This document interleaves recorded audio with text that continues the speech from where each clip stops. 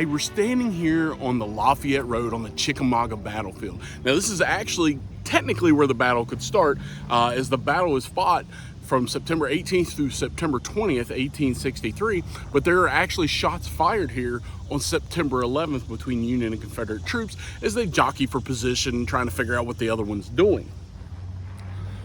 But this is the right wing of the Confederate Army, and it's under General Nathan Bedford Forrest and his cavalry. On the first day, Forrest not only commands his cavalry, but he will also command a little bit of infantry under General H.T.W. Walker. Throughout the next couple days, they'll have some hard fighting here, but immediately after the battle, General Forrest will pursue the retreating Federal Army, as this becomes a Federal loss, as far as the Rossville Gap here in Georgia.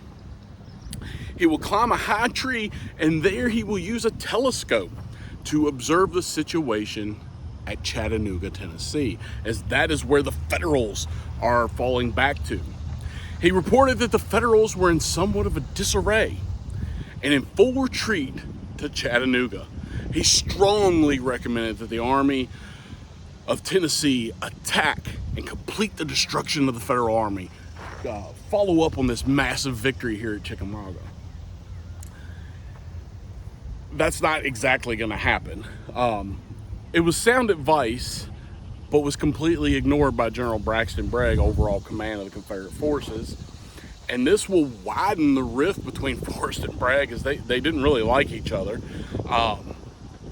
And Bragg not only is having problems with Forrest, but he's having problems with most of his subordinates after the Battle of Chickamauga. He will order Forrest to turn his troops over and report to General Joseph Wheeler.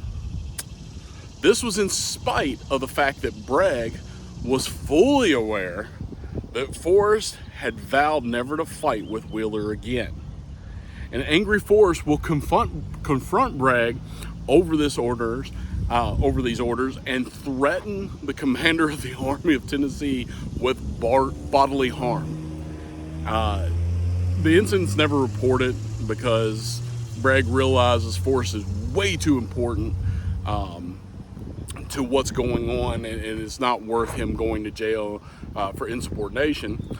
But Forrest will immediately wire his superiors in Richmond, informing them that he would not follow another order issued by Bragg and resign his commission in protest of Bragg's actions here at Chickamauga. President Jefferson Davis, however, will refuse to accept Forrest's resignation and instead will promote him to Major General and handed him command of all cavalry in West Tennessee and North Mississippi.